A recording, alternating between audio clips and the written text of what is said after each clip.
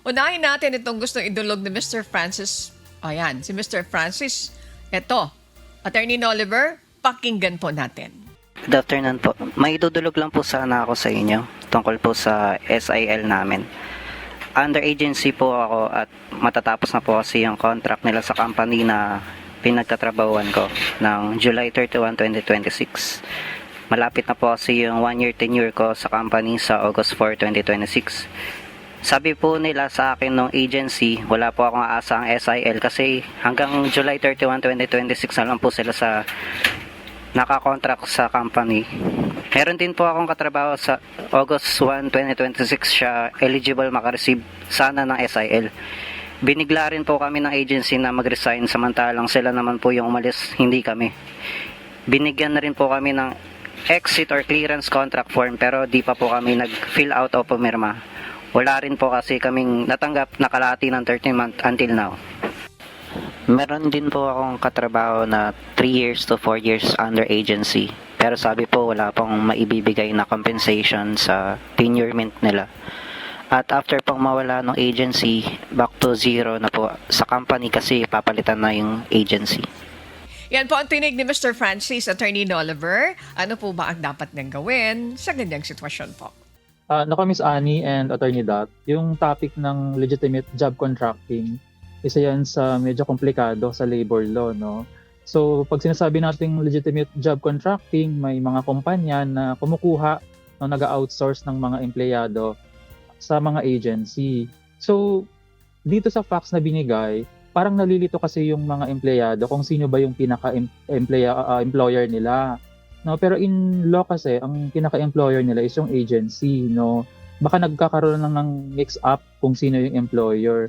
So regardless kung mag-e-end yung contract niya doon kay principal, no, hindi dapat nun maapektuhan yung kanyang entitlement sa service incentive leave. Kasi ang liable doon ay si agency, hindi naman si principal. Usually ang liability lang ni principal ay sa mga pasahod, no, kasi sa kanya nanggagaling yung pasahod eh. Pero yung ibang statutory benefits, yung agency bilang siya yung pinaka-employer, siya yung may employer-employer relationship with the employee, siya po yung liable doon. So regardless kung kulang siya ng ilang days, no, para makapag 1 year siya ng tenure kay principal, it doesn't matter kasi yung tenure niya dapat i-count doon kay agency. So yun po yung kailangang tandaan natin, no? Ang pinaka-employer ay si agency. Pero kanina parang napapansin ko sa facts na papalit ng agency, mawawala ang agency. Baka lang merong labor-only contracting na nangyayari dito. Kasi pag may labor-only contracting, it means nagsusupply lang ng tao, ng empleyado yung agency, pero wala pala siyang substantial capitalization. Pag gano'n ang nangyari, ibig sabihin yung employer ni empleyado ay si principal. No? Si principal ang magiging liable sa lahat ng statutory benefits. So, tandaan po natin yung entitlement sa SIL, statutory benefits po yan, pati yung sa 13th month pay.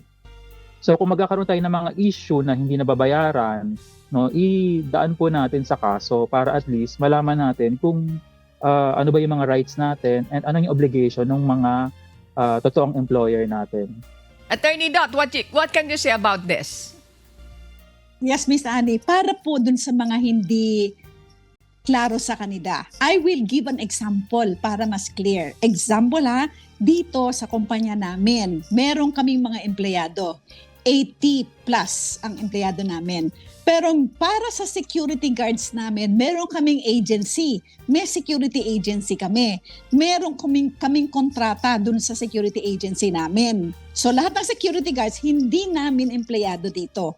Empleyado sila nung security guard agency. Yun yung sinasabi kanina ni attorney, para lang klaro.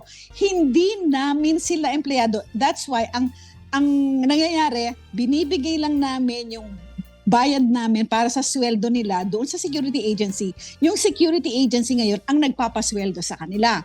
So, yung mga benefits para sa isang employee, wala kami doon. Doon yun sa kanilang agency. Unless nga, yung sinasabi ni attorney na mayroong exception dyan kung labor contracting. But the general rule is that if ikaw ay empleyado noong security agency or ng isang agency, then all the benefits you have to get from the agency. So, tingnan po ninyong mabuti kung anong klase po yung inyong relationship with the agency. And then, kung sa tingin po ninyo na may mga benefits na hindi binibigay sa inyo or kulang, then you just go to the NLRC. Miss Annie, kasi dito sa atin, talagang inaalagaan ang labor ng Department of Labor. Oo, kasi nakasaad po yan sa ating constitution na dapat alagaan ang labor. Okay, thank you for Yes. that, Attorney Dot. Balikan ko quickly si Attorney Oliver. Yung mekanismo, kung halimbawa ito isang mekanismo ng mismong employer niya, tapos is hiding dito lang po sa damit nitong agency na to, ano yung pwedeng advice nyo doon sa mga empleyado na tila nalilito? Who's my employer? Is it the agency or the principal? Attorney Oliver.